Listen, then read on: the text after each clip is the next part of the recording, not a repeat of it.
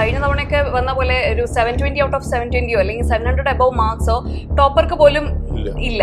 അപ്പൊ എക്സാമിനേഷൻ ഹാളിൽ എന്ത് സംഭവിച്ചെന്ന് പറഞ്ഞാല് കുട്ടികൾ അൺഎക്സ്പെക്ടഡ് ക്വസ്റ്റ്യൻസ് കാണുന്നു. അതിൽ ചില കുട്ടികൾ ആ ഒരു അൺഎക്സ്പെക്ടേഷനെ പെട്ടെന്ന് ഓവർകം ചെയ്യാൻ പറ്റി. ഡെയിലി ഒരു 6 hours നമ്മൾ ക്ലാസ് എടുക്കുള്ളൂ. ഒരു കാര്യം മനസ്സിലാക്കണമെന്ന് പറഞ്ഞാൽ നമ്മൾ examination is very very important. ഒരു എക്സാമിനേഷൻ പോലും കുട്ടികൾ എന്ത് ചെയ്ത് സ്കിപ്പ് ചെയ്യരുത്. ഹായ് ഗൈസ്, ഞാൻ ഡോക്ടർ ഹണി. ഇന്ന് നമ്മുടെ കൂടെ ഉള്ളത് റേസ് ഡയറക്ടറും ഫിസിക്സ് ഡിപ്പാർട്ട്മെന്റ് ഹെഡുമായ നസീർ സാറാണ്. അപ്പോൾ നസീർ സാറിനെ നിങ്ങൾ എൻസെറ്റ് എന്നുള്ള പേരിലായിരിക്കും അറിയുണ്ടാവുക. സാറാണെങ്കിൽ ഒരു 25 yearsന്റെ ഒരു എക്സ്പീരിയൻസ് ഉള്ള ഒരു ഡയറക്ടറാണ്. 25 years എന്നൊക്കെ പറയുമ്പോൾ ഇവർ വിചാരിക്കും ഭയങ്കര ഏജ് ഉണ്ടെന്ന്. ഒരു വിഷയം നിങ്ങൾ മനസ്സിലാക്കേണ്ടത്, ഞാൻ BSc പഠിക്കുന്ന സമയത്ത് തന്നെ ക്ലാസ് എടുക്കാൻ തുടങ്ങിയിട്ടുണ്ട്. അങ്ങനെയാണ് സർ. അപ്പൊ വെൽക്കം ടു ദിസ് സെഷൻ. നമ്മള് ഇന്നത്തെ സെഷൻ കൊണ്ട് ഉദ്ദേശിക്കുന്നത് എന്താ വെച്ചാല്, ഈ NEET UG 2025 unexpected exam pattern ആയിരുന്നു വന്നത്. പാറ്റേൺ ഉദ്ദേശിക്കുന്നത് ഫിസിക്സ് ക്വസ്റ്റ്യൻസ് കുറച്ച് പതിവിലും ടഫ് ആയിട്ടായിരുന്നു വന്നത്. അല്ലെങ്കിൽ ടൈ ബ്രേക്കർ ക്വസ്റ്റ്യൻസ് കഴിഞ്ഞ തവണയൊക്കെ വന്ന പോലെ ഒരു 720 ഔട്ട് ഓഫ് 720 അല്ലെങ്കിൽ 700 അബവ് മാർക്സോ ടോപ്പർക്ക് പോലും ഇല്ല. അപ്പൊ അത് ഡിസൈഡ് ചെയ്ത ക്വസ്റ്റ്യൻ പേപ്പർ എന്ന് പറഞ്ഞാൽ ഫിസിക്സ് ക്വസ്റ്റ്യൻ പേപ്പർ ആയിരുന്നു. അപ്പൊ എല്ലാവർക്കും ഇപ്പൊ പ്രീവിയസ് ഇയർ ക്വസ്റ്റ്യൻസ് ഒക്കെ കമ്പയർ ചെയ്യുമ്പോൾ എല്ലാവർക്കും ഇപ്പൊ ഫിസിക്സിനെ എന്ത് ചെയ്യണം, എങ്ങനെ അപ്രോച്ച് ചെയ്യണം എന്നുള്ളത് ഒരു പേടിയാണ്. കാരണം ഒരു കോവിഡ് മുതൽ ടഫ് ആണോ എന്ന് വെച്ചാൽ ആണ്, പക്ഷെ അവർക്കൊക്കെ അറ്റംപ്റ്റ് ചെയ്യാൻ പറ്റുന്ന രീതിയിലായിരുന്നു. ഇപ്പോ ഇതില് 1-2 ക്വസ്റ്റ്യൻസ് ഒക്കെ ഭയങ്കര ലെവലുള്ള ഒരു ക്വസ്റ്റ്യൻസ് വന്നിരുന്നു. അപ്പൊ സാറ് എന്താ ചെയ്യേണ്ടത്, നമ്മൾ എങ്ങനെയാണ് അതില് എന്താ വിഷയം എന്ന് പറഞ്ഞാലേ, കഴിഞ്ഞ ഒരു 10-12 വർഷമായിട്ട് ഈവൻ നീറ്റ് എക്സാമിനേഷൻ അത് ഫിസിക്സ് ആണെങ്കിലും കെമിസ്ട്രി ആണെങ്കിലും ബയോളജി ആണെങ്കിലും വളരെ എളുപ്പമായിരുന്നു. അപ്പൊ കുട്ടികളുടെ മൈൻഡ് സെറ്റ് അങ്ങനെയായിരുന്നു. പരീക്ഷ ഹാളിലേക്ക് പോകുന്ന സമയത്ത് കുട്ടികൾ ഫിസിക്സും കെമിസ്ട്രി ബയോളജി നല്ലോണം പഠിക്കുന്നു, പ്രീവിയസ് ഇയർ ഒക്കെ നോക്കുന്നു. അപ്പൊ അവര് 100% കോൺഫിഡൻസ് കൂടിയാണ് പോകുന്നത്. ബട്ട് എന്ത് സംഭവിച്ചു എന്ന് പറഞ്ഞാൽ, എക്സാമിനേഷൻ ഹാളിൽ കയറുന്നു, ക്വസ്റ്റ്യൻ പേപ്പർ കൈ കിട്ടുന്നു. അവർ ക്വസ്റ്റ്യൻ നോക്കുന്ന സമയത്ത് അവർ പഠിക്കാത്തതല്ല, ബട്ട് നമ്മൾ എത്ര പഠിച്ചാലും നമുക്കൊരു എക്സ്പെക്ടേഷൻസ് ഉണ്ടാവും. ഈ ലെവൽ ഓഫ് ക്വസ്റ്റ്യൻസ് ഉണ്ടാകുള്ളൂ.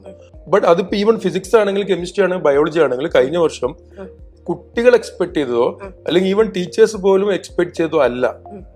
അതൊക്കെ ബേസിക്കലി നമ്മള് ഈവൻ ടീച്ചേഴ്സ് അടക്കം ഒരു എക്സാമിനേഷൻ, അപ്പൊ ഏത് എക്സാമിനേഷൻ ആയിക്കോട്ടെ, നീറ്റ് ആയിക്കോട്ടെ, GMains ആയിക്കോട്ടെ, ഈവൻ ഏതൊരു എക്സാമിനേഷൻ ആയിക്കോട്ടെ, നമ്മൾ പലപ്പോഴും ടീച്ചേഴ്സ് അടക്കം ഒരു മോഡൽ എടുക്കുന്നത് സിലബസിലുപരി ആ കഴിഞ്ഞ വർഷ കാലഘട്ടങ്ങളിൽ ആ ഒരു എക്സാമിനേഷൻ ചോദിച്ച ക്വസ്റ്റ്യൻസ് ആയിരിക്കുമല്ലോ മോഡൽ എടുക്കാം. അപ്പൊ ആ രീതിയിലായിരിക്കും ടീച്ചേഴ്സും കുട്ടികളെ പഠിപ്പിച്ചിട്ടുണ്ടാവുക, കുട്ടികളും അതിനെ ബേസ് ചെയ്തുകൊണ്ട് ഫോക്കസ് ചെയ്തിട്ടുണ്ടാവുക. അപ്പൊ എക്സാമിനേഷൻ ഹാളിൽ എന്ത് സംഭവിച്ചെന്ന് പറഞ്ഞാല്, കുട്ടികൾ അൺഎക്സ്പെക്ടഡ് ക്വസ്റ്റ്യൻസ് കാണുന്നു.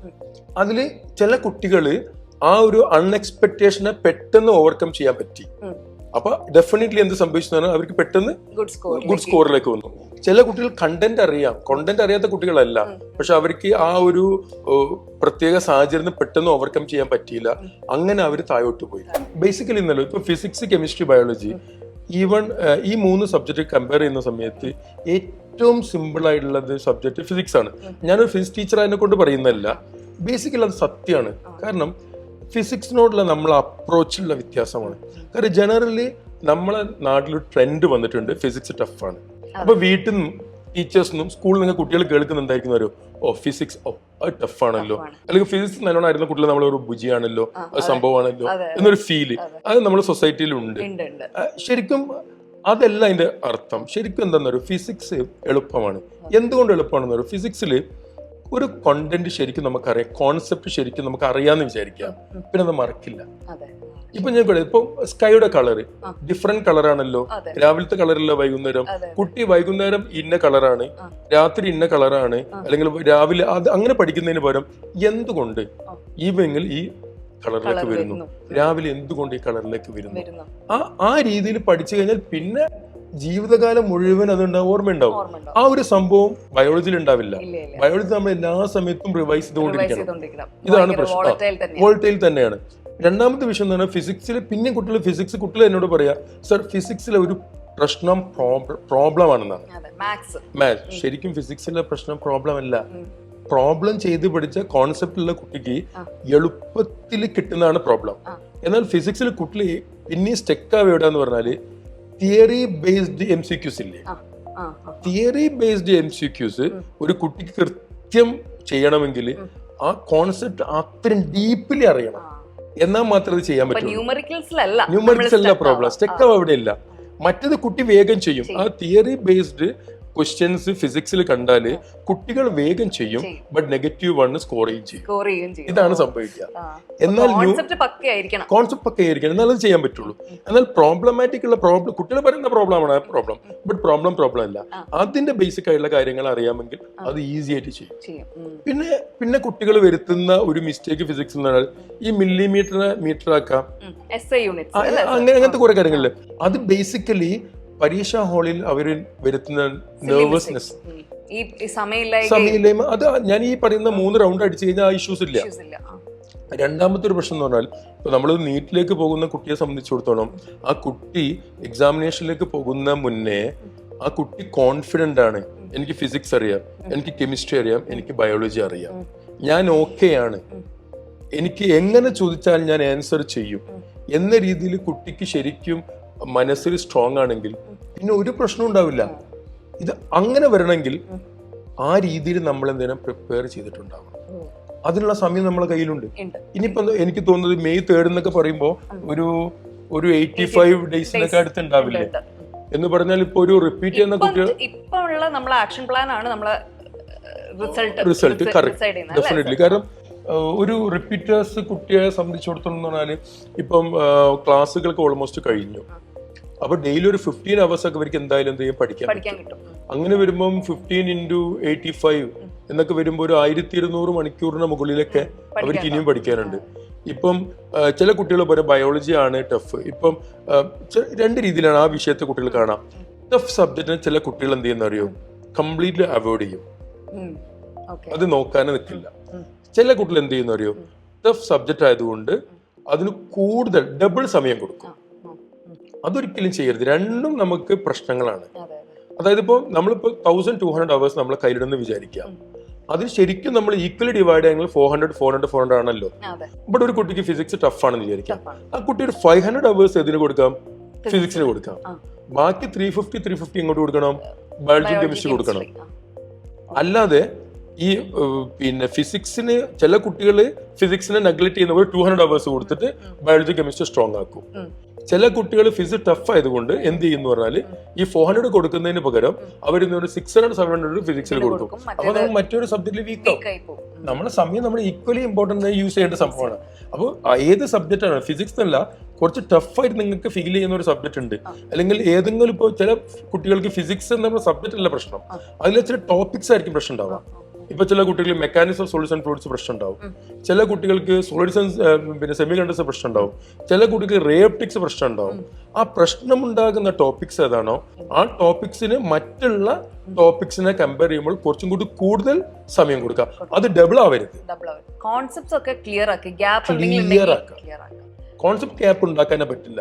അപ്പൊ ശരിക്കും ഫിസിക്സ് എന്ന് പറയുന്ന സബ്ജക്ട് ഒരു കുട്ടിക്ക് ഡീൽ ചെയ്യാൻ ഏറ്റവും എളുപ്പമാണ്. അതിൽ ഏറ്റവും ഇമ്പോർട്ടന്റ് ആയ സംഭവം ഡോക്ടർ നേരത്തെ പറഞ്ഞ പോലെ കോൺസെപ്റ്റ് ഗ്യാപ്പ് ഉണ്ടാക്കി. സർ, ഈ സമയത്ത് ഇനി ഡൗട്ട്സ് ഒക്കെ വരുമ്പോൾ നമ്മൾ എങ്ങനെ അത് റേസിനെ സംബന്ധിച്ചിടത്തോളം ഡൗട്ട് വരുന്ന സമയത്ത് നമുക്ക് 2 തരം ഡൗട്ട് ക്ലിയർ സെക്ഷൻസ് ഉണ്ട്. ഒന്ന്, ഫെബ്രുവരി മാസം മുതൽ നമ്മളിപ്പം ലൈബ്രറിയിൽ ടീച്ചേഴ്സ് ഇരിക്കാൻ തുടങ്ങും. രാവിലെ മുതൽ വൈകിട്ട് ടീച്ചേഴ്സ് അവൈലബിൾ ആണ്. കാരണം നമ്മളെ ലൈബ്രറിയിൽ ടീച്ചേഴ്സ് ഉണ്ടാകും. അതിന് പുറമെ ടീച്ചേഴ്സ് ഇപ്പൊ ഇവിടെ വരാൻ പറ്റാത്ത കുട്ടികൾ ഉണ്ടാകും. പിന്നെ ഈവൻ നമ്മളെ ഹോസ്റ്റലുകളും ടീച്ചേഴ്സ് പോയി ഡൗട്ട് ക്ലിയർ ചെയ്യുന്നുണ്ടാവും. അപ്പൊ ഹോസ്റ്റലുകളിലും നമ്മളെ എല്ലാ സെന്റേഴ്സിലും ടീച്ചേഴ്സ് രാവിലെ മുതൽ വൈകിട്ട് വരെ അവൈലബിൾ ആണ്. ബട്ട് എന്നിരുന്നാലും ചില കുട്ടികൾ ലോങ്ങിലുള്ള കുട്ടികളൊക്കെ ഉണ്ടാവും. അതുകൊണ്ട് തന്നെ നമ്മൾ ഓൺലൈനും നമ്മളെ ഡൗട്ട് ക്ലിയർ സെക്ഷൻസ് അവൈലബിൾ ആണ്. എല്ലാ കുട്ടികളും എന്ത് ചെയ്യണം, അവൈൽ ചെയ്യണം. എവിടെയൊക്കെ നമുക്ക് ഡൗട്ടുകൾ വരുന്നോ ആ ഗ്യാപ്പുകൾ വെക്കരുത്. ഡൗട്ടുകൾ വരുമ്പോൾ സ്പോട്ടിൽ തന്നെ ടീച്ചേഴ്സിനോട് ചോദിച്ച് ക്ലിയർ ചെയ്യണം. കാരണം നമ്മളെ റിപ്പീറ്റേഴ്സിനൊക്കെ എല്ലാ ക്ലാസ്സുകളും കഴിഞ്ഞു, നമ്മൾ മോഡ്യൂൾ എക്സാമിനേഷൻ പോവുകയാണ്. നമ്മളൊരു പാറ്റേൺ എന്ന് പറഞ്ഞാൽ നമ്മളിപ്പം റേസിനെ സംബന്ധിച്ചോളം പറയുകയാണെങ്കിൽ തുടക്കത്തില് നമ്മൾ ഒരു ചാപ്റ്റർ എടുക്കുന്നു, അതിന്റെ എക്സാമിനേഷൻ വീക്ക്ലി എക്സാമിനേഷൻ വരുന്നു. പിന്നെ നമുക്ക് എല്ലാ വീക്ക്ലി എക്സാമിനേഷനും മന്ത്ലി നമ്മൾ കുട്ടികൾക്ക് പഠിക്കാൻ സമയം കൊടുത്തുകൊണ്ടാണ് ടോപ്പിക്സ് എല്ലാം ചെയ്യാം. ഇപ്പം ഡെയിലി ഒരു 6 hours നമ്മൾ ക്ലാസ് എടുക്കുള്ളൂ. കാരണം ഡെയിലി ഇപ്പൊ റിപ്പീറ്റർ കുട്ടിയാണ്, ആ കുട്ടിക്ക് വേറൊരു പ്രോഗ്രാം ഇല്ല എന്ന് വിചാരിച്ച് 7ഉം 8ഉം hours ക്ലാസ് കൊടുത്തു, അല്ലെങ്കിൽ കുറെ ഓൺലൈൻ ക്ലാസ് കൊടുത്തു കഴിഞ്ഞാൽ പ്രശ്നം എന്താന്ന് പറഞ്ഞാൽ നമ്മൾക്ക് ക്ലാസ് തീർക്കാൻ പറ്റും, ബട്ട് കുട്ടി ആ സമയത്ത് പഠിച്ചു വരില്ല. അപ്പൊ നമ്മളൊരു പ്ലാൻ എന്താന്ന് പറഞ്ഞാൽ എത്ര സമയം നമ്മളൊരു 6 hours ക്ലാസ് കൊടുക്കുമ്പോൾ നമ്മൾ ഇപ്പുറത്തെ ഒരു 6 to 7 hours കുട്ടിക്ക് വീട്ടിൽ നിന്ന് സമയം വേണം. എന്നിട്ട് മാത്രം നമ്മൾ ഒരു കാര്യം ചെയ്യാവും. അപ്പൊ ആ രീതിയിലാണ് നമ്മളെ പ്ലാനിങ് മൊത്തം ഉണ്ടായത്. അതുകൊണ്ട് ഞാനിപ്പോൾ പല ക്ലാസ്സിലും കയറാറുണ്ട്. ഞാൻ ഇന്നലെയും ഹോസ്റ്റലിൽ പോയിട്ടുണ്ട്. കുട്ടികളൊക്കെ ഓൾമോസ്റ്റ് നമ്മളെ കൂടെ തന്നെ അവർ പഠിച്ചു വന്നിട്ടുണ്ട്. അത് നമ്മൾ എടുത്തു കഴിഞ്ഞ പോർഷൻസ് ഇല്ലേ, അതൊക്കെ അവർ കഴിഞ്ഞിട്ടുണ്ട്. അത് കാരണം നമ്മൾ ആ സമയം കൊടുത്തിട്ടുണ്ട്. പിന്നെ നമ്മൾ വീക്കിലി എന്തായാലും കുട്ടികൾക്ക് ഒരു ലീവ് നിർബന്ധമായിട്ട് കൊടുക്കും വീക്കിലി. അത് റിവിഷന് വേണ്ടിയിട്ടാണ്. ഇപ്പൊ മൺഡേ മുതൽ സാറ്റർഡേ വരെ പഠിച്ചത് സൺഡേയിൽ റിവൈസ് ചെയ്യും. ഇപ്പൊ ഹോസ്റ്റലൊക്കെ നമ്മൾ സൺഡേ തന്നെ ലീവ് കൊടുക്കണമെന്നില്ല, ചിലപ്പോൾ മൺഡേ കൊടുക്കും. ഇവിടെ 6 days ക്ലാസ് എടുക്കുള്ളൂ വീക്കിലി. ആ ഒരു ഡേ കുട്ടിയോട് പറയും നിങ്ങൾക്ക് റിവിഷന് വേണ്ടിയിട്ടാണ്. കാരണം റിവിഷൻ ഇല്ലെങ്കിൽ നമ്മൾ പഠിച്ചിട്ട് ഒരു കാര്യമില്ല. കാരണം പഠിക്കുന്നു മറക്കുന്നു ഇഷ്യൂസിലേക്ക് പോകും. അപ്പോൾ വെൽ പ്ലാൻഡ് ആണ് നമ്മളെ സിസ്റ്റം, സ്കെഡ്യൂൾഡ് സിസ്റ്റമാണ്. കാരണം നമ്മൾ ഡെയിലി ക്ലാസ് എടുക്കുന്നു, കുട്ടികളെ കൊണ്ട് പഠിപ്പിക്കുന്നു, ചാപ്റ്റർ കഴിയുമ്പോൾ ഇങ്ങനെ എക്സാമിനേഷൻ വരുന്നു, വീക്കിലി എക്സാമിനേഷൻ വരുന്നു. അങ്ങനെ കുട്ടികൾക്ക് റിവിഷൻ കൊടുക്കുന്ന എന്തിനാന്ന് പറഞ്ഞാൽ ഞങ്ങൾക്ക് ഒരു മന്ത്ലി എക്സാമിനേഷൻ വരും. അപ്പോൾ 3 അല്ലെങ്കിൽ 4 വീക്സ് വീക്കിലി എക്സാമിനേഷൻ എടുത്ത് മന്ത്ലിയിലേക്ക് വരും. അപ്പോൾ ഹോൾ ടോപ്പിക് റിവിഷൻ കിട്ടും. അങ്ങനെ പോകും. എന്നിട്ട് ഒരു 3 months കഴിഞ്ഞാൽ ഞങ്ങൾ എന്താ ചെയ്തെന്ന് പറഞ്ഞാൽ ഒരു മെഗാ ടെസ്റ്റുകൾ നടത്തും. അപ്പോൾ 3 മാസത്തെ പോർഷൻസും അതിലേക്ക് വരും. പിന്നെ ഞങ്ങൾക്ക് ക്രിസ്മസ് വെക്കേഷൻ വരും, ഓണം വെക്കേഷൻ വരും. ഈ സമയം നമ്മള് ഓഫ് കോഴ്സ് ഇതൊക്കെ ഓൾ ടോപ്പിക്കാ അന്ന് വരെ എടുത്തത്. ഇപ്പൊ Onam super star examination, Christmas super star examination, പിന്നെ ഈ ബക്രീദ് സൂപ്പർ സ്റ്റാർ എക്സാമിനേഷൻ, അങ്ങനെ ഈ ഓണം കൂടെ പഠിച്ചാൽ മതിയില്ല സർ. അടുത്തതിലേക്ക് വരും. അപ്പൊ ഇങ്ങനെ എക്സാമിനേഷൻ വെക്കും. ഇപ്പൊ നമ്മളെല്ലാം ടോപ്പിക്സ് കഴിഞ്ഞു. ഇനി ഞങ്ങളെ പ്രോഗ്രാം എന്താന്ന് പറഞ്ഞാൽ ടോട്ടൽ ടോപ്പിക്സിനെ ഞങ്ങളിപ്പം മെഡിക്കൽ ആണെങ്കിലും ഈവൻ എഞ്ചിനീയറിംഗ് ആണെങ്കിലും 8 ആയിട്ട് ഡിവൈഡ് ചെയ്യും. 8 കട്ട് ചെയ്തെടുക്കും. എന്നിട്ട് physics chemistry biology, engineering physics chemistry maths. എന്നിട്ട് കുട്ടികൾക്ക് വീണ്ടും പഠിക്കാൻ മീൻസ് റിവിഷൻ ആണ്. റിവിഷന് സമയം കൊടുത്ത് 3 to 4 days സമയം കൊടുത്തുകൊണ്ട് എക്സാം വെക്കും. എന്നിട്ട് 4 മോഡ്യൂൾ എക്സാം നടത്തി കഴിഞ്ഞാൽ 1, 2, 3, 4 അതിന്റെ കോമ്പിനേഷൻ ആണ് 5th. പിന്നെ 6, 7, 8, 9 അതിന്റെ കോമ്പിനേഷൻ 10th. എക്സാം തന്നെ. നീറ്റ് ആണെങ്കിൽ ജിമെയിൻ, ഇപ്പൊ എഞ്ചിനീയറിംഗ് ആണ് ജിമെയിൻസ്. ഇത് വെച്ചിട്ട് നമ്മളിങ്ങനെ മുന്നോട്ട് പോകും. എന്നിട്ട് ഹോൾ ടോപ്പിക്.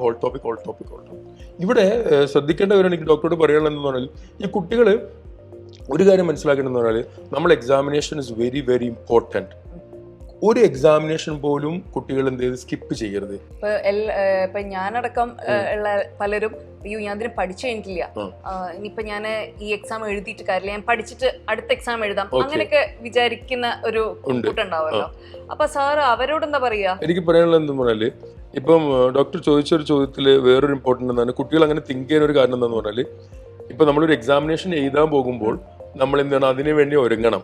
അപ്പൊ വീട്ടിൽ നിന്ന് 1.5 മണിക്കൂർ അതിന് സ്പെൻഡ് ചെയ്യും. പിന്നെ ബസ്സിൽ കയറണം, ബസ്സും തിരിച്ചു വരണം, പിന്നെ ഇടയ്ക്ക് എവിടെ ഡയലോഗ് അടിക്കണം.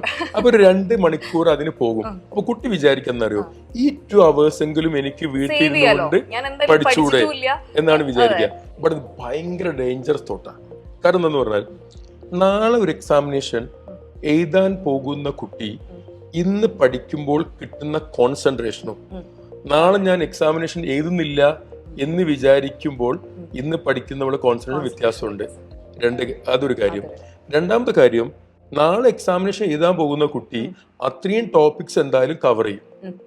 നാളെ എക്സാമിനേഷൻ എഴുതാത്ത കുട്ടി കവർ ചെയ്തു മറിച്ച് നോക്കി വിടും. നാളെ എക്സാമിനേഷൻ എഴുതൂലാന്ന് തീരുമാനിച്ച കുട്ടി ഡെഫിനറ്റ്ലി കൂളായിട്ട് അവിടെ ഇരിക്കും. ഒരു ചാപ്റ്ററോ അല്ലെങ്കിൽ ഒരു ടോപ്പിക്കോ വെച്ചിരിക്കും.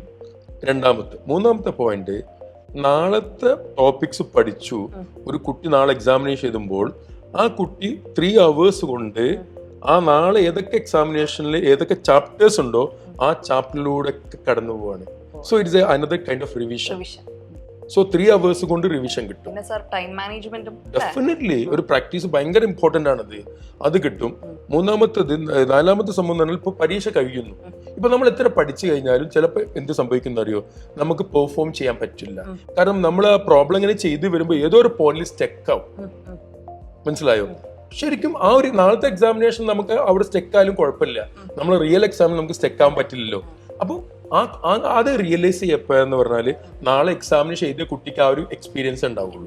അപ്പൊ ഡെഫിനറ്റ്ലി നാളത്തെ എക്സാമിനേഷൻ എഴുതി കഴിഞ്ഞാൽ നമുക്ക് മനസ്സിലാവുള്ളൂ നമ്മൾ പഠിച്ചിട്ടുണ്ട്, ബട്ട് എനിക്കത് എക്സാമിനേഷൻ ഹാളിൽ ചെയ്യാൻ പറ്റിയിട്ടില്ല എന്ന ഫീല് വരണം. അങ്ങനെ ചെയ്യാൻ പറ്റിയില്ലെങ്കിൽ യെസ് ഓഫ് കോഴ്സ് ആ ടോപ്പിക്സിൽ എന്തോ ഒരു പ്രശ്നമുണ്ട്, ഒന്നും കൂടി ശരിയാക്കേണ്ടതുണ്ട്. എക്സാമിനേഷൻ കൊണ്ട് കിട്ടുക. അപ്പൊ അത് വീട്ടിൽ പോയിട്ട് നോക്കാൻ പറ്റും, പഠിക്കാൻ പറ്റും. പിന്നെ മറ്റൊരു കാര്യം എന്ന് പറഞ്ഞാൽ അതിന്റെ റിസൾട്ട്, ഇപ്പോൾ എല്ലാ എക്സാമിനേഷൻ റിസൾട്ട് പബ്ലിഷ് ചെയ്യും. അത് നമ്മൾ ഓൺലൈനിൽ നമ്മുടെ വെബ്സൈറ്റിൽ ഉണ്ടാകും, പാരന്റ്സിന് മെസ്സേജ് അയച്ചു കൊടുക്കും, എല്ലാ രീതിയിലും അറിയിക്കും അവരെ. അത് കഴിഞ്ഞാൽ കുട്ടിക്ക് എന്ത് മനസ്സിലാക്കാൻ പറ്റുന്ന അറിയോ, മറ്റുള്ള കുട്ടികളെ കമ്പയർ ചെയ്യുന്ന സമയത്ത് എന്റെ പൊസിഷൻ എത്രയുണ്ടെന്ന് മനസ്സിലാക്കാൻ പറ്റും, ഒന്നാമത്തത്. രണ്ട്, നേരത്തെ പറഞ്ഞതുപോലെ ഏതൊക്കെ ടോപ്പിക്സ് ഇനിയും ഒന്നും കൂടി റിവൈവ് ചെയ്തെടുക്കണം എന്നുള്ളൊരു ഫീലും കൂടി എക്സാമിനേഷൻ ചെയ്താലേ കിട്ടുള്ളൂ. അപ്പൊ ഏറ്റവും കൂടുതൽ ഇമ്പോർട്ടൻസ് എനിക്ക് കുട്ടികളോട് പറയാനുള്ളത്, ഇന്നത്തെ ഇതിൽ എനിക്ക് പറയാനുള്ള സംഭവം എന്ന് പറഞ്ഞാൽ, എക്സാമിനേഷൻ ഒരു വിധത്തിൽ എന്ത് ചെയ്യരുത്, സ്കിപ്പ് ചെയ്യരുത്. അത് സ്കിപ്പ് ചെയ്താൽ പോയി. നിങ്ങൾക്ക് 3 മണിക്കൂർ യാത്ര ചെയ്തിട്ടാണെങ്കിലും കൂടി നിങ്ങൾ എക്സാമിനേഷൻ എഴുതണം. ഏറ്റവും നല്ലത് ഹോസ്റ്റലിലെ കുട്ടികൾ ഹോസ്റ്റലിൽ തന്നെ നിൽക്കട്ടെ, മനസ്സിലായോ? ഇനി ഡേ സ്കോളർ കുട്ടിയോട് എനിക്ക് പറയാം, നിങ്ങൾക്ക് ഡേ സ്കോളർ കുട്ടിക്ക് ഹോസ്റ്റലിലേക്ക് മാറാൻ വേണ്ടി ഏറ്റവും നല്ലതാണ്. കാരണം നമുക്ക് ഹോസ്റ്റലാകുമ്പോൾ എന്താന്ന് പറഞ്ഞാൽ റൊട്ടീൻ ഉണ്ടാകും, പിന്നെ ഡിസ്ട്രാക്ഷൻസ് ഒന്നും ഇല്ലല്ലോ. ഇപ്പൊ വീട്ടിൽ നമുക്ക് കുറെ ഡിസ്ട്രാക്ഷൻ, പഠിക്കാണ്, എല്ലാ കുട്ടികളും ഇരുന്ന് പഠിക്കുന്നു. ഡെഫിനറ്റ്ലി വീട്ടിൽ എന്താ സംഭവിക്കും, നമ്മൾ ഇരുന്ന് പഠിക്കുന്നു. പിന്നെ ആ ഒരു അറ്റ്മോസ്ഫിയർ തന്നെ എന്തായാലും ഡിഫറെന്റ് ആണ്. വീട്ടിലാകുമ്പോൾ അങ്ങനെയല്ലല്ലോ, അച്ഛനമ്മ എന്തായാലും പഠിക്കുന്നുണ്ടാവില്ല, വീട്ടിൽ ചെറിയ പിള്ളേരുണ്ടാകും, വീട്ടിൽ TV ഉണ്ടാകും, വീട്ടിൽ മൊബൈൽ ഫോൺ ഉണ്ടാകും, വൈഫൈ ഉണ്ടാകും, ചുറ്റുപാട് ഫ്രണ്ട്സ് ഉണ്ടാകും, അത് മാത്രം അയൽവാസികൾ ഉണ്ടാകും, ഓഫ് കോഴ്സ് ബെഡ് അപ്പുറത്ത് ഉണ്ടാവും. പിന്നെ നമ്മളാണ് ഹോളിൽ നമുക്ക് ഇരിക്കാൻ പറ്റുള്ളൂ, റൂമിൽ ഇരുന്ന് പഠിക്കാൻ ഞങ്ങൾ സമ്മതിക്കില്ല. വിളിക്കില്ല, പുറകോട്ടെ, പാവല്ലേ, കൊച്ചല്ലേ, രാവിലെ 4 മണിക്ക് എഴുന്നേറ്റതാ, ഒന്നും കൂടി ഇരുന്നോട്ടെ. പക്ഷെ നമ്മളെ സമയം ടീച്ചർ എന്നായിരുന്നു നമുക്കത് പ്രശ്നമല്ലോ. ഒരു പാരന്റിൽ കയറും ടീച്ചറും രണ്ടല്ലേ. ടീച്ചർ എല്ലാ സമയം അക്കാഡമിക്സിനെ നോക്കാം, പാരന്റ് അക്കാഡമിക്സ് അല്ല. അക്കാഡമിക്സ് അവരെ സമയം സെക്കൻഡ് ആണ്. അവർ കുട്ടിയുടെ കംഫർട്ട് സോൺ ആണ് അവർ നോക്കുക. അപ്പൊ ടീച്ചർ കുട്ടിയുടെ കംഫർട്ട് സോൺ അല്ല നോക്കുക, അക്കാഡമിക്കലി കുട്ടി വീക്ക്. അപ്പോൾ 6 മണിക്കൂർ നമ്മൾ ഹോസ്റ്റലിൽ എന്തായാലും കുട്ടിയെ ഉറക്കും. അത് കഴിഞ്ഞ് ഉറങ്ങുമ്പോൾ നമ്മൾ പറയും ഉറങ്ങല്ലേ, ഇരുന്ന് പഠിക്കൂ എന്ന് പറയും. രണ്ടാമത്തെ, അയൽവാസികളുടെ അങ്ങനെ എല്ലാ നെയ്ബേഴ്സും നമ്മൾ പഠിക്കാനിരിക്കുമ്പോൾ ഫ്രണ്ട്സിന് കൂടുതൽ നമ്മളെ സ്നേഹിക്കാൻ തുടങ്ങുക. റിലേറ്റീവ്സ് പറയണ്ട. അത് മാത്രമല്ല, നമ്മൾ പഠിക്കുന്നു, നീറ്റ് പരീക്ഷ എഴുതാൻ പോകുന്നു May 3-ന്, എങ്കിൽ റിലേറ്റീവ്സിനൊക്കെ സ്നേഹം വല്ലാതെ കൂടി വരും, മനസ്സിലായോ? അപ്പൊ ഇത്തരം കാര്യങ്ങളിൽ നിന്നൊക്കെ ഏറ്റവും നല്ലത് ഹോസ്റ്റലിൽ നിന്ന് പഠിക്കണം നല്ലത് എന്ന് കരുതി വീട് മോശം എന്ന് പറയല്ല. ബട്ട് നിങ്ങൾക്ക് ഏതാണ് കംഫർട്ട് സോൺ? ജനറലി നമ്മൾ നോക്കുകയാണെങ്കിൽ കംഫർട്ട് സോൺ കുറച്ചും കൂടി ഹോസ്റ്റലാണെന്നുള്ളതാണ്. പക്ഷെ നിങ്ങൾ വീട്ടിലാണ് ഏറ്റവും നിങ്ങൾക്ക് കംഫർട്ട് ആണ്, നിങ്ങൾ വീട്ടിൽ നിന്ന് പഠിക്കണം. ബട്ട് ഒരു കാര്യം വളരെ ക്ലിയർ ആണ്, ഇനി വരാൻ പോകുന്ന ദിവസങ്ങൾ 15 hours എങ്കിലും ഡെയിലി പഠിച്ചെടുക്കണം. ആ രീതിയിൽ കാര്യങ്ങൾ ചെയ്യണം. പിന്നെ സാർ, ചില കുട്ടികൾക്ക് ഇപ്പൊ എക്സാം എഴുതി റിസൾട്ട് ബാഡായി, അവര് ഡിപ്രഷൻ അല്ലെങ്കിൽ കുറച്ച് ഡെസ്പാവുക അങ്ങനെയൊക്കെ ഉണ്ടല്ലോ. അപ്പൊ അവർ ഈ എക്സാം അറ്റംപ്റ്റ് ചെയ്യാൻ അവരങ്ങനെ, അയ്യോ ഞാൻ എന്തായാലും പഠിച്ചിട്ടില്ല, അപ്പം ഞാൻ അറ്റൻഡ് ചെയ്താൽ എന്റെ മാർക്ക് താഴും, റാങ്ക് കുറയും, അത് കണ്ടാൽ എനിക്ക് സങ്കടമാവും അല്ലെങ്കിൽ ടെൻഷൻ ആവും എന്നൊക്കെ പറഞ്ഞിട്ട് അങ്ങനെയും അവോയ്ഡ് ചെയ്യുന്ന കുട്ടികളുണ്ട്. പക്ഷെ അതൊരു ഒരു ഒളിച്ചോട്ടമാണ്. അത് ആ സംഭവം ഒരു ഒളിച്ചോട്ടമാണ്. അങ്ങനെ ഒരു ഫീലുള്ള ഒരു കുട്ടി എൻട്രൻസിന് നല്ലൊരു റാങ്ക് കിട്ടാൻ പ്രയാസമാണ്. ഒരിക്കലും അത് ചെയ്യരുത്. കാരണം എക്സാമിനേഷൻ എന്ന് പറഞ്ഞാൽ എക്സാമിനേഷൻ ഫേസ് ചെയ്യണം. അത് മാത്രമല്ല, റേസിൽ നടക്കുന്ന എക്സാമിനേഷൻ റിഹേഴ്സൽ ടെസ്റ്റുകളാണ്. നമ്മൾ റിഹേഴ്സലാണ്, റിഹേഴ്സൽ. അപ്പോൾ ഒരു എക്സാമിനേഷൻ എഴുതുന്നു, ഫിയർ ഉണ്ടെങ്കിൽ അതിനെ ഓവർകം ചെയ്യുന്നു, അറിയാത്ത കാര്യങ്ങൾ നമുക്ക് ക്ലിയർ ചെയ്യാൻ പറ്റും. അപ്പൊ എക്സാമിനേഷനെ ഒളിച്ചോടുന്ന കുട്ടികളോട് എനിക്ക് പറയാനുള്ളത്, ദയവ് ചെയ്ത് നിങ്ങൾ നീറ്റ് എക്സാമിനേഷൻ എഴുതാൻ പോകരുത്. റോങ് ട്രാക്കിലാണ്. അങ്ങനെ ഒരിക്കലും ചെയ്യരുത്. കാരണം എക്സാമിനേഷൻ വരും, തെറ്റും, അവിടെ തെറ്റണം. പക്ഷെ റിയൽ എക്സാമിനേഷന് അത് കറക്റ്റ്. നമ്മൾ നോക്കുന്നത് റിയൽ എക്സാമിനേഷൻ ആണല്ലോ, അതിന്റെ പ്രാക്ടീസ് ടെസ്റ്റുകൾ മാത്രമേ. അതിൽ കൺസേൺ ആവേണ്ട ആവശ്യമില്ല. റാങ്ക് കുറഞ്ഞാൽ നിങ്ങൾ മനസ്സിലാക്കണം എന്തുകൊണ്ട് റാങ്ക് കുറഞ്ഞു, എന്നിട്ട് അത് റെക്ടിഫൈ ചെയ്യാം.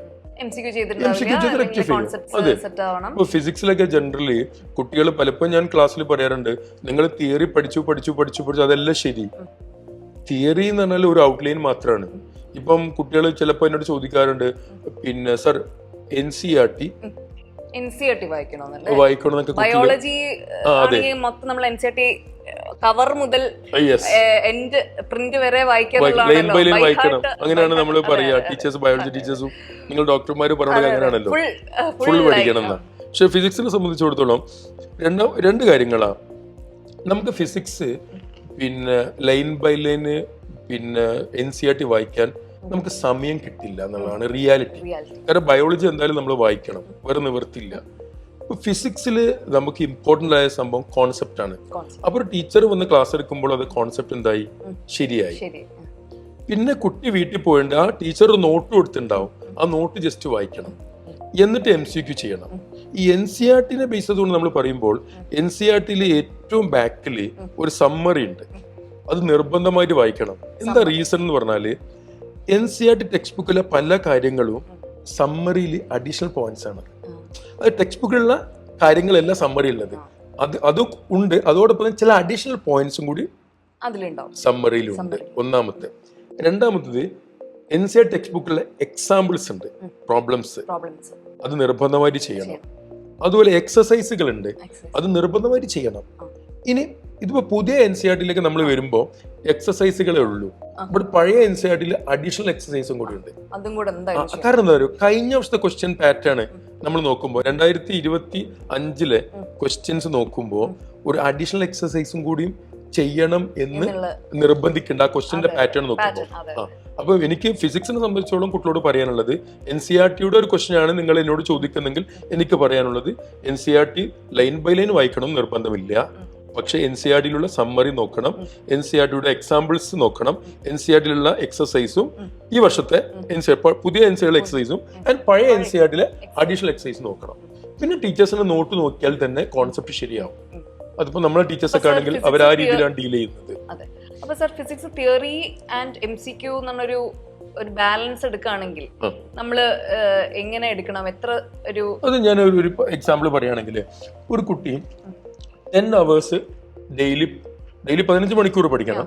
ഒരു 10 hours പഠിക്കുന്ന ഒരു കുട്ടിയെ സംബന്ധിച്ചോളം മാക്സിമം ഒരു 2 to 3 hours തിയറി പാർട്ടിന് കൊടുക്കാവും. അത് സർ മൊത്തം തിയറിക്കാണോ അതോ ഫിസിക്സ് തിയറിക്കാണോ? ഫിസിക്സിന്റെ കാര്യം 2 to 3 hours ഫിസിക്സ്. ബാക്കി ടൈം കംപ്ലീറ്റ് എന്തിനു കൊടുക്കണോ? MCQ. അത് റിവേഴ്സ് ചെയ്ത് കഴിഞ്ഞാൽ എൻട്രൻസ് കിട്ടില്ല. ഇതിൽ ഏറ്റവും ഇമ്പോർട്ടൻ്റ് ആയ സംഭവം എന്താണെന്നറിയോ? നമ്മൾ പഠിക്കുന്നത് നമ്മളെ റാങ്ക് നന്നാക്കാനല്ല, നമ്മൾ പഠിക്കുന്നത് എന്തിനാ? സീറ്റ് കിട്ടാനാണ്. ഒരു കുട്ടിക്ക് MBBS വേണം, ചില കുട്ടിക്ക് BDS വേണം, ചിലർ ആയുർവേദം വേണം, ഹോമിയോ വേണം, അഗ്രികൾച്ചർ. അവരുദ്ദേശിക്കുന്ന കോഴ്സിന് സീറ്റ് കിട്ടുക എന്നതാണ് ഇമ്പോർട്ടന്റ്. അല്ലാതെ കഴിഞ്ഞ വർഷം ഞാൻ +2 എഴുതിയപ്പോൾ ഇങ്ങനെയായിരുന്നു, ഇപ്പോൾ റാങ്ക് നന്നായി, അതുകൊണ്ട് കാര്യമില്ല. അതുപോലെ ഇപ്പം കുട്ടികളെ +2 കുട്ടിക്ക് ഒരു കൺഫ്യൂഷൻ ഉണ്ടാവും. എന്താണെന്നറിയോ? ഇപ്പൊ നമ്മളിപ്പോ പറയുന്ന റിപ്പീറ്റേഴ്സിനെ കുറിച്ചിട്ടാണല്ലോ. 15 hours ഒക്കെ എന്തായാലും +2 കുട്ടികൾക്ക് ഇനി കിട്ടില്ല. കാരണം അവരിപ്പം എക്സാമിന് പോവാ. അപ്പൊ പ്രാക്ടിക്കലിന്റെ എക്സാമിനേഷന്റെ പ്രാക്ടിക്കൽ ബോർഡ് എക്സാമിനേഷൻ പോവാണ്, മാർച്ചിൽ തിയറി പോവാണ്, പിന്നെ ഏപ്രിലാണ് അവർക്ക് സമയം കിട്ടുക. അപ്പൊ +2കാർ ഒട്ടും പേടിക്കണ്ട. കാരണം +2കാരെ സംബന്ധിച്ചോളം +2 ടോപ്പിക്സിൽ അവർ ഓക്കെയാ. പക്ഷെ അവർ എക്സ്പേർട്സ് ആണ്. പക്ഷെ അവരോട് എനിക്ക് പറയാനുള്ള സംഭവം എന്താന്ന് പറഞ്ഞാല്, നിങ്ങൾ +2 പഠിക്കുന്ന സമയത്ത് ഇപ്പൊ തിയറിക്ക് വേണ്ടി അവര് റിവിഷൻ നടത്തല്ലോ, ഈ സമയത്ത് ഒബ്ജക്റ്റീവ് അടക്കം ചെയ്യാം. കാരണം ഒബ്ജക്റ്റീവ് അടക്കം ചെയ്ത് കഴിഞ്ഞാൽ +2 ഫുൾ മാർക്ക് കിട്ടും. കാരണം ഏതെങ്കിലും ലെവലിൽ ഒബ്ജക്റ്റീവ് തിയറി ക്വസ്റ്റ്യൻസ് ടഫ് ആണെങ്കിൽ ഒബ്ജക്റ്റീവ് ശീലിക്കുന്ന കുട്ടിയാണെങ്കിൽ അത് എളുപ്പമാവും, പെട്ടെന്ന് ചെയ്യാൻ പറ്റും. അതേപോലെ അവരെന്ത് ചെയ്യുന്ന പറഞ്ഞാൽ ഒരു ഡെയിലി ഒരു 2 hours എങ്കിലും +1ന്റെ ഒബ്ജക്റ്റീവ് റിവിഷൻ ചെയ്യാൻ സമയം കണ്ടെത്തും. +1ന്റെ കാരണം നമുക്ക് അത് കഴിഞ്ഞാൽ ഈ സമയത്ത് തന്നെ നമ്മൾ ക്ലാസ്സിൽ എല്ലാ കുട്ടികളോട് പറഞ്ഞിട്ടുണ്ട് അത്. കാരണം അല്ലാതെ അവർ ഒരു മാസം കൊണ്ട് എല്ലാം കൊണ്ട് ചെയ്യാൻ പറ്റില്ലല്ലോ. ഡെഫിനറ്റ്ലി അതായത് +2 കഴിഞ്ഞാൽ ഒരു പ്രൊഫഷണൽ കോഴ്സിൽ പോകണമെങ്കിൽ എന്തായാലും എൻട്രൻസ് നിർബന്ധമാണല്ലോ. എൻട്രൻസ് ചോദിക്കുന്ന ക്വസ്റ്റ്യൻ ഫുൾ ഒബ്ജക്റ്റീവ് ആണ്. ഈ ഒബ്ജക്റ്റീവ് എന്ന് പറഞ്ഞാൽ ഓൾമോസ്റ്റ് എല്ലാ എൻട്രൻസിലും +1 +2 ഈവൻ CBSE ആണെങ്കിൽ +2 പോലും 20% ക്വസ്റ്റ്യൻ ഒബ്ജക്റ്റീവ് ആണ്. അപ്പൊ അതില്ലാതെ യാതൊരു നമുക്ക് മുന്നോട്ട് പോകാൻ പറ്റില്ല. അപ്പൊ നിർബന്ധമായിട്ട് അവരോട് പറഞ്ഞു കൊടുക്കേണ്ടതെന്ന് പറഞ്ഞാൽ, നമ്മൾ ക്ലാസ്സിലൊക്കെ പറഞ്ഞെന്ന് പറഞ്ഞാൽ +2ന്റെ തിയറിന്റെ കൂടെ ഒബ്ജക്റ്റീവ് കൂടി നോക്കാം, +2ന്റെ ഒബ്ജക്റ്റീവ് നോക്കാം. അതോടൊപ്പം ഡെയിലി 2 hours +1 ഒബ്ജക്റ്റീവിന് റിവിഷന് വേണ്ടി കൊടുക്കാം. അങ്ങനെ ആകുമ്പോൾ നമുക്കൊരു 1 month നല്ലൊരു സമയം, ഏപ്രിൽ സമയം കിട്ടും.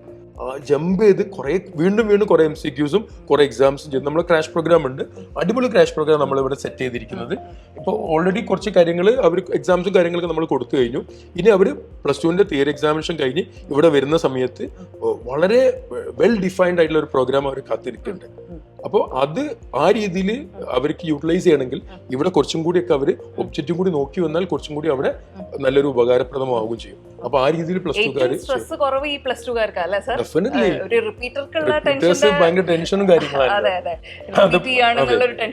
ഏറ്റവും കൂടുതൽ വേഗം സ്കോർ ചെയ്യാൻ പ്ലാനിങ് കറക്റ്റ് ഉണ്ടെങ്കിൽ സ്കോർ ചെയ്യാൻ പറ്റുന്നത് ഈ +2 ഭയങ്കര എളുപ്പമായിട്ട് ചെയ്യാൻ പറ്റും. സർ, പിന്നെ എല്ലാവരും ചോദിക്കുന്ന ഈ MCQ എവിടുന്ന് ചെയ്യണം? പ്രീവിയസ് ഇയർ ക്വസ്റ്റ്യൻ ചെയ്യണോ, അല്ലെങ്കിൽ എനി പെർട്ടിക്കുലർ ബുക്ക് ചെയ്യണോ, അല്ലെങ്കിൽ കോച്ചിങ് സെന്ററിൽ നിന്ന് വരുന്ന മെറ്റീരിയൽസ് ചെയ്യണോ? ഓ അത് എന്താ സർ ചെയ്യേണ്ടത്? നമ്മൾ ചെയ്യണം എന്നുള്ളത് MCQ ചെയ്യണം എന്നുള്ള കാര്യം വളരെ നിർബന്ധമാണ്. ഇപ്പൊ റേസിലെ കുട്ടികളോട് എനിക്ക് പറയാനുള്ളത്, നിങ്ങൾ ഈ റേസിന്റെ മെറ്റീരിയൽ ഓൺ മെറ്റീരിയലാണ്. നമ്മളെ മെറ്റീരിയൽ എന്ന് പറഞ്ഞാല് നമ്മളൊരു 10-20 വർഷം കൊണ്ട് എല്ലാ വർഷവും ആ മെറ്റീരിയൽ റിവൈവ് ചെയ്ത് ഇങ്ങനെ എടുത്തുകൊണ്ടേയിരിക്കും. നമ്മളെ സബ്ജക്ട് എക്സ്പേർട്സുകളാണ്. ഇപ്പൊ ഫിസിക്സിന്റെ മെറ്റീരിയൽ ഉണ്ടാക്കുക ഫിസിക്സിന് 1-2 ടീച്ചേഴ്സ് അല്ല, ഫിസിക്സിന്റെ ആ ഹോൾ ടീം. ഇപ്പൊ കെമിസ്ട്രി ആണെങ്കിൽ ടീമാണ്. അപ്പൊ ആ ടീച്ചേഴ്സ് നമ്മൾ ഡിസ്കസ് ചെയ്ത് എല്ലാ വർഷവും മാറ്റേണ്ട ക്വസ്റ്റ്യൻസ് ഒക്കെ മാറ്റി പുതിയത് ഇങ്ങനെ എടുത്ത ക്വസ്റ്റ്യൻസാണ്. ഈവൺ പല സമയങ്ങളും ഇപ്പൊ കഴിഞ്ഞ വർഷം ആണെങ്കിലും അതിന് മുന്നത്തെ വർഷമാണെങ്കിലും പല കുട്ടികളും എന്നോട് പറഞ്ഞിരിക്കുന്നത്, സാർ നമ്മളെ മെറ്റീരിയല് ഭയങ്കരമായിട്ട് ഇൻഫ്ലുവൻസ് ചെയ്തു എക്സാമിനേഷനിൽ എന്ന് പറഞ്ഞിട്ടുണ്ട്. മനസ്സിലാവും? അപ്പൊ ഫിസിക്സിനെ സംബന്ധിച്ചോളം ഈവൻ കെമിസ്ട്രി ആണെങ്കിൽ നമ്മളെ മെറ്റീരിയലൂടെ കടന്നു, ഇപ്പം ഒരു 50 ക്വസ്റ്റ്യൻ റേസിന്റെ മെറ്റീരിയലൂടെ നിങ്ങൾ കടന്നു പോകുമ്പോൾ ആ 50 ക്വസ്റ്റ്യനിലൂടെ എന്റെ ടോപ്പിക്സിന്റെ കോൺസെപ്റ്റ് ശരിയാവും. കോൺസെപ്റ്റ്സ് ആണ് നമ്മള്, അതാണ് വേണ്ടത്. അല്ലാതെ ഇപ്പം ചില ഒബ്ജക്റ്റീവ് ബുക്ക് എടുത്തു കഴിഞ്ഞാൽ നമുക്ക് 300 ക്വസ്റ്റ്യൻസ് ഉണ്ടാവും. ബട്ട് ചില ബുക്കിൽ വളരെ കുറച്ച് ക്വസ്റ്റ്യൻസ് ഉണ്ടാവും. ചിലപ്പോൾ 300 ക്വസ്റ്റ്യൻസിലൂടെ നമ്മൾ കടന്നു പോയാലും എൻ്റെ ടോപ്പിക്സിന്റെ കോൺസെപ്റ്റ് നമുക്ക് കിട്ടിയിട്ടുണ്ടാവില്ല. ചിലപ്പം ചെറിയ ബുക്സിൽ വളരെ കുറച്ച് ക്വസ്റ്റ്യൻസ് ഉണ്ടാവുള്ളൂ, ബട്ട് അതിലൂടെ കടന്നു പോയാൽ എൻ്റെ ടോപ്പിക്സിലെ ക്വസ്റ്റ്യൻ നമുക്ക് കിട്ടി. നമ്മൾ ഇവിടെ ഫേസ് ചെയ്യുന്ന ഏറ്റവും വലിയ പ്രോബ്ലം ടൈമാണ്. നമുക്ക് 300 ക്വസ്റ്റ്യൻസ് ചിലപ്പോൾ ചെയ്യാൻ സമയം ഉണ്ടാവില്ല. നമ്മൾക്ക് മനസ്സിലാവേണ്ട കാര്യം എന്ന് പറഞ്ഞാൽ ആ ചാപ്റ്റർ എൻ്റെ ചാപ്റ്റർ നമുക്ക് അറിയണം. അങ്ങനെ അറിയാൻ വേണ്ടി നമുക്കൊരു 50 ഒബ്ജക്റ്റീവ് നമ്മളെ സഹായിക്കുകയാണെങ്കിൽ ആ 300 ഏറ്റവും നല്ലത് 50 ക്വസ്റ്റ്യൻസ്. അപ്പോൾ ഈ ഫിസിക്സ് കോൺസെപ്റ്റ്സ് 50 ക്വസ്റ്റ്യൻസിൽ നമുക്ക് കിട്ടുകയാണെങ്കിൽ അതാണ് ഏറ്റവും നല്ല കാര്യം അല്ലേ? കോൺസെപ്റ്റ് ശരിയാക്കുക എന്നുള്ളതാണ്. അല്ലാതെ നമ്മളെ സംബന്ധിച്ചിടത്തോളം പിന്നെ എത്ര എണ്ണം ഓഫ് ക്വസ്റ്റ്യൻ ചെയ്തോ അതിലൊന്നല്ല ഇമ്പോർട്ടൻറ്റ്. ഒരു പെർട്ടിക്കുലർ ക്വസ്റ്റ്യൻ നമ്മൾ ചെയ്യണം. ആ ചെയ്തു കഴിഞ്ഞാൽ എൻ്റയർ ചാപ്റ്ററിലൂടെ കടന്നു പോകണം. ഏത് ലെവൽ ഓഫ് ക്വസ്റ്റ്യൻസ് പിന്നീട് ചോദിച്ചു കഴിഞ്ഞാൽ നമുക്ക് ഈ ക്വസ്റ്റ്യൻസൂടെ നമുക്ക് ചെയ്യാൻ പറ്റണം. കാരണം അതിന് അവർക്ക് ഭയങ്കര ഹെൽപ്ഫുൾ ആയിട്ടുള്ള നമ്മളെ മോഡ്യൂൾ റേസിന്റെ മെറ്റീരിയൽസ് ഉണ്ട്. പിന്നെ നമ്മൾ ചെയ്യുന്നതെന്ന് പറഞ്ഞാൽ ഒരു ചാപ്റ്റർ തന്നെ നമ്മൾ മെറ്റീരിയൽസിന്റെ കൂടെ വർക്ക് ബുക്ക് ഉണ്ട്. കുട്ടിക്ക് ടീച്ചേഴ്സ് ഫുൾ മെറ്റീരിയൽ ഡിസ്കസ് ചെയ്ത് കൊടുക്കും. കുട്ടി സെൽഫായിട്ട് വർക്ക് ബുക്ക് നമ്മൾ കൊടുക്കും. അപ്പോൾ സെൽഫായിട്ട് കുട്ടിക്ക് ചെയ്യാൻ പറ്റും. അത് ടീച്ചേഴ്സ് ഡിസ്കസ് ചെയ്ത് കൊടുക്കും. പിന്നെ നമ്മളിവിടെ ഇഷ്ടംപോലെ എക്സാംസ് നടത്തിയല്ലോ, ആ ക്വസ്റ്റ്യൻസ് ഒക്കെ എടുത്തു വെക്കണം. അതൊക്കെ ചെയ്ത് നോക്കണം. കാരണം ഓരോ എക്സാമിനേഷൻ നമ്മൾ പുതിയ ക്വസ്റ്റ്യൻസാണ് കൊടുക്കുക. കാരണം എക്സാം നടത്തുന്നതിന്റെ ഒരു ഉദ്ദേശം എന്താണെന്ന് പറഞ്ഞാൽ കുട്ടികൾക്ക് പുതിയ ക്വസ്റ്റ്യൻസ് കിട്ടട്ടെ എന്ന് വെച്ചിട്ട്. അപ്പൊ ഇവിടെ ഇനിയിപ്പോൾ മോഡ്യൂൾ എക്സാമിനേഷൻ വരുന്നുണ്ട്. അപ്പൊ അതിലൊരു ഇഷ്ടം പോലെ ക്വസ്റ്റ്യൻസ് കിട്ടും. കാരണം മോഡ്യൂൾ എന്ന് പറഞ്ഞാൽ ഓരോ മോഡ്യൂളും ഓരോ നീറ്റ് എക്സാമിനേഷൻ പോലെയാണ്. അതിൽ ഞാൻ നേരത്തെ പറഞ്ഞല്ലോ 10 മോഡ്യൂൾ എക്സാമിനേഷൻ, പിന്നെ ഹോൾ ടോപ്പിക് എക്സാമിനേഷൻ വരുന്നുണ്ട്. അപ്പോൾ റേസിന്റെ മെറ്റീരിയൽ നിർബന്ധമായിട്ട് കംപ്ലീറ്റ് ചെയ്യണം. റേസിനെ കൂടെ എനിക്ക് പറയാനുള്ളത് അതും നിങ്ങൾ എക്സാമിനേഷൻ ക്വസ്റ്റ്യൻസ് നോക്കണം, വർക്ക് ബുക്ക് നോക്കണം, പിന്നെ റേസ് കോഴ്സ് എന്ന് പറഞ്ഞ മോഡ്യൂൾ എക്സാമിനേഷൻ നോക്കണം. അതിന് പുറമെ ഡെഫിനറ്റ്ലി നേരത്തെ പറഞ്ഞ പോലെ NCERT എക്സാമ്പിൾസും എക്സസൈസും അഡീഷണൽ എക്സസൈസും എന്തായാലും നോക്കണം. ഇത് കംപ്ലീറ്റ് കവർ ചെയ്ത് കഴിഞ്ഞാൽ കോൺഫിഡന്റ് ആയി അത് കിട്ടും. അത് മനസ്സിലാക്കിയിട്ടാണ് കുട്ടി പഠിച്ചിട്ടുണ്ടെങ്കിൽ സംഭവം നടക്കും. പിന്നെ സാർ ഒരു ടീംസ് ഉണ്ട് എക്സാംസ് ഒക്കെ അറ്റൻഡ് ചെയ്യും, പക്ഷെ പിന്നെ അത് അനലൈസ് ചെയ്യില്ല. വീട്ടിലെത്തുമ്പോഴേക്ക് പിന്നെ ഞാൻ എക്സാം എഴുതി വന്ന ഇന്ന് എനിക്ക് റെസ്റ്റ്, അല്ലെങ്കിൽ ഇന്നിനി ഫിസിക്സ് നോക്കാൻ വയ്യ, അങ്ങനെ പറഞ്ഞ 2-3 ദിവസം പോകുന്നവര്. അപ്പൊ അവർക്ക് അവർ ചെയ്ത മിസ്റ്റേക്ക് മനസ്സിലാവുന്നില്ലല്ലോ. അപ്പൊ അത് ഡേഞ്ചറസ്. കാരണം എക്സാമിനേഷൻ എഴുതി കഴിഞ്ഞിട്ട് നമ്മൾ എന്ത് ചെയ്യുന്ന എക്സാമിനേഷൻ എഴുതി കഴിഞ്ഞ ഉടനെ കുട്ടികൾക്ക് അതിന് ആൻസർ കീയും ഡീറ്റെയിൽ സൊല്യൂഷൻ കൊടുക്കും. ജനറലി നമുക്ക് ആൻസർ കീ കൊടുത്താൽ മതി. കുട്ടിക്ക് ഏതാണ് ഇവിടെ ഞങ്ങൾ ഡീറ്റെയിൽ സൊല്യൂഷൻ കൊടുക്കും. എഴുതുന്ന അത്രയും തന്നെ ഇമ്പോർട്ടന്റ് ആണ് നോക്കല് സൊല്യൂഷൻ. കാരണം ഡീറ്റെയിൽ സൊല്യൂഷൻ കൊടുക്കുന്നത് കുട്ടി വീട്ടിൽ പോയിട്ട് ആ എക്സാമിനേഷൻ ഇത് വീണ്ടും ആ പേപ്പർ എടുക്കല്ലോ, മിസ്റ്റേക്കുകൾ ആൻസർ കീ കൂടെ അവർക്ക് മനസ്സിലാവും. ഇന്നത് ശരിയായിക്കണ് തെറ്റായിക്കണ്, എന്തുകൊണ്ട് തെറ്റിന്ന് ഡീറ്റെയിൽ സൊല്യൂഷൻ നോക്കിയാൽ മനസ്സിലാവും. അപ്പൊ നിർബന്ധമായിട്ടും എക്സാമിനേഷൻ എഴുതിയ കുട്ടി നിർബന്ധമായിട്ടും എക്സാം എഴുതുന്നത്ര ഇമ്പോർട്ടൻസ് ആയിട്ട് അത് അനലൈസ് ചെയ്യണം എന്നുള്ള കാര്യത്തിൽ ഇമ്പോർട്ടൻറ്റ്. അത് മാത്രമല്ല റാങ്ക് ലിസ്റ്റ് വരുമല്ലോ, അതും അനലൈസ് ചെയ്യണം. എന്തുകൊണ്ട് ഞാൻ ബാക്കിലായി, എന്തുകൊണ്ട് ഞാൻ ഫ്രണ്ടിലായി. അപ്പൊ ഈ 3 ഫാക്ടേഴ്സ് വളരെ ഇമ്പോർട്ടൻറ്റ്. എക്സാം എഴുതുക, അത് അനലൈസ് ചെയ്യുക, ദെൻ റാങ്ക് ലിസ്റ്റ് വന്നു കഴിഞ്ഞാൽ എന്റെ പൊസിഷൻ എവിടെയാണെന്ന് നോക്കുക. ഈ 3 ഫാക്ടേഴ്സും വളരെ വളരെ ഇമ്പോർട്ടൻ്റ് ആയ സാധനം. അപ്പൊ നമ്മൾ ഇങ്ങനെയൊക്കെ ചെയ്തു കഴിഞ്ഞാൽ നമുക്കൊരു ക്വസ്റ്റ്യൻ കണ്ടാൽ തന്നെ ഒരു നാച്ചുറലി ഈ ഫോർമുല യൂസ് ചെയ്യണം, ഇന്നത് ചെയ്യണം എന്നുള്ളൊരു ഇത് കിട്ടും അല്ലേ? നമ്മൾ എത്രമാത്രം പ്രാക്ടീസ് ചെയ്യുന്നു. ഇപ്പൊ ഒരു എക്സാമ്പിൾ നമ്മൾ ഒരാളെ സൈക്കിൾ ഓട്ടാൻ പഠിപ്പിക്കാന്ന് പറയുക, അത് എത്രമാത്രം നമ്മൾ ഇനീഷ്യലി നമ്മൾ വീണ് പോകും. അതേപോലെയാണ് ഒബ്ജക്റ്റീവ്. ഇനീഷ്യൽ ചെയ്യാനൊക്കെ നമുക്ക് കുറച്ചൊരു പ്രയാസമായിരിക്കും, ബട്ട് ചെയ്ത് ശീലിക്കുമ്പോൾ അതങ്ങനെ എളുപ്പമായിട്ട് വരും, ഫാസ്റ്റ് ആവും. മനസ്സിലാവും? അതേപോലെ ഞാൻ നേരത്തെ പറഞ്ഞ പോലെ സൈക്കിൾ ഓടുന്നില്ല, പതിയെ ഫാസ്റ്റ് ആയിട്ട് വരില്ലേ. അപ്പോൾ ഒബ്ജക്റ്റീവിന്റെ രീതി അതാണ്. അപ്പോൾ കുട്ടികൾക്ക് ഇനീഷ്യലി MCQ ചെയ്യാൻ കുറച്ച് ബുദ്ധിമുട്ടുണ്ടാവും, ബട്ട് ചെയ്ത് പക്ഷെ നമ്മൾ വിട്ടു നിന്ന് കഴിഞ്ഞാൽ പ്രശ്നമാണ്. ബട്ട് അത് ചെയ്ത് ശരിയാക്കുമ്പോൾ പിന്നെ അതിനോട് ഭയങ്കര ഇഷ്ടമായിട്ട് തോന്നും. പിന്നെ തിയറി പഠിക്കുന്നതിന് എളുപ്പം MCQ ചെയ്യാനായിട്ട് അപ്പർ ഹാൻഡ് കിട്ടാനും തുടങ്ങും. ഡെഫിനറ്റ്ലി ബയോളജി വായിച്ച് പഠിച്ചാൽ മതി. കോൺസെപ്റ്റ് പക്കയാവാന്നുള്ളത് വളരെ ഇമ്പോർട്ടന്റ് ആണ്. എന്നാലും ഫിസിക്സ് നമുക്ക് ചെയ്യാൻ പറ്റും. അപ്പൊ സർ, നീറ്റ് UG 2026 എഴുതുന്ന കുട്ടികളോട് സാറിന് ഒരു 2 to 3 ലൈൻസ് ഓഫ് അഡ്വൈസ് എന്ന് പറഞ്ഞാൽ സാറ് ഒരു സമ്മറി ആയിട്ട് എന്ത് പറയും? അല്ല, ഇനി അവർ ചെയ്യേണ്ട കാര്യം, ഇനി വരാൻ സമയമുണ്ട്. ഒന്നാമത്തെ അവർ മനസ്സിലാക്കേണ്ട നമ്മുടെ കയ്യിൽ ഇനിയും സമയമുണ്ട്. അതുകൊണ്ട് ആ വരാൻ പോകുന്ന സമയത്തിനെ മാക്സിമം യൂട്ടിലൈസ് ചെയ്യുക. ഇതുവരെ എന്തു എന്നത് അവർ ആലോചിക്കണ്ട. സപ്പോസ് അവരെ കുറിച്ച് ചിലപ്പോൾ ഒഴിപ്പിട്ടുണ്ടാവും, കുട്ടികളൊക്കെ അങ്ങനെ സംഭവിക്കും. അതിനെക്കുറിച്ച് ആലോചിക്കാതെ ഇനി വരാൻ പോകുന്ന സമയം മാക്സിമം യൂട്ടിലൈസ് ചെയ്ത് കഴിഞ്ഞാൽ ക്രാക്ക് ചെയ്യാൻ പറ്റുന്നതാണ് നീറ്റ്. അതേപോലെ എല്ലാ എക്സാംസും ഇപ്പം മെയ്ക്ക് മുന്നേ നടക്കുന്ന കുറെ എക്സാംസ് ഉണ്ട്. GMains phase 2 നടക്കുന്നുണ്ട്, കീം എക്സാമിനേഷൻ നടക്കുന്നുണ്ട്. അങ്ങനെ നീറ്റ് എക്സാമിനേഷൻ മുന്നേ നടക്കുന്ന ഏതൊക്കെ എക്സാമിനേഷൻസ് ഉണ്ടോ അത് അവർ നല്ലോണം ചെയ്യാം. നല്ല കോൺഫിഡൻ്റ് ആയതിൻ്റെ കൂടി നല്ലോണം പഠിക്കാം. And all the very best. Thank you.